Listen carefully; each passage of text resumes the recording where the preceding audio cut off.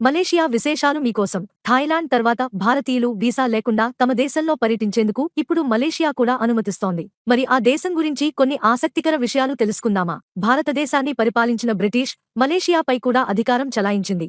అయితే మనకు స్వాతంత్ర్యం వచ్చిన 10 ఏళ్ల తర్వాత ఆగస్టు 31, 1957న ఆ దేశం బానిస సంకెళ్లు తెంచుకుంది.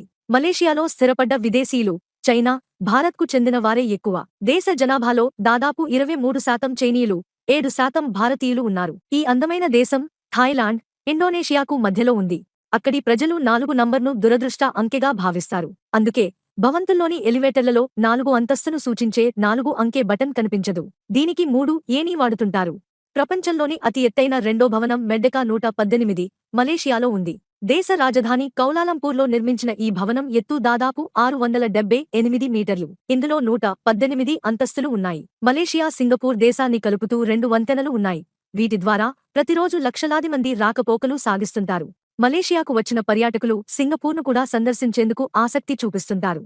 మలేషియాలో 13 రాష్ట్రాలు, 3 కేంద్రపాలిత ప్రాంతాలు ఉన్నాయి. వాటిలో 9 రాష్ట్రాలను రాజకుటుంబాలు పాలిస్తున్నాయి. ప్రతి 5 ఏళ్లకు ఒకసారి ఈ కుటుంబాల నుంచి ఒకరు మలేషియా చక్రవర్తిగా బాధ్యతలు తీసుకుంటారు. మలేషియా అనగానే గుర్తొచ్చేది కౌలాలంపూర్లోని పెట్రోనస్ ట్విన్ టవర్. 1998-2004 మధ్య ప్రపంచంలోనే అత్యంత ఎత్తైన భవనంగా గుర్తింపు పొందింది. దీన్ని చూసేందుకు పెద్ద సంఖ్యలో పర్యాటకులు వస్తుండడంతో టూరిస్ట్ ప్రాంతంగా మారింది.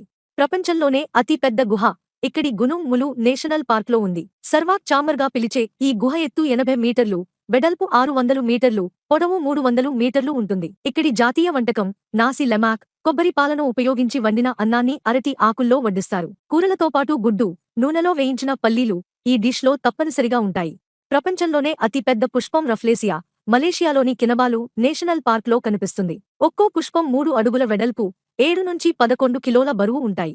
సెలంగూర్లోని బటు గుహల వద్ద 146 అడుగుల కుమారస్వామి భారీ విగ్రహం ఉంది. మలేషియాలో స్థిరపడ్డ తమిళులు దీన్ని 2006లో ఏర్పాటు చేశారు. జాతీయ కరెన్సీ రింగెట్. ఇది మలై భాషలో జాన్ అనే పదానికి సంబంధించింది. ఇక్కడ ఎక్కువగా చెక్కతో తయారు చేసిన బ్యాగులు, మసాలాలు, సాస్లు చాలా ప్రత్యేకం.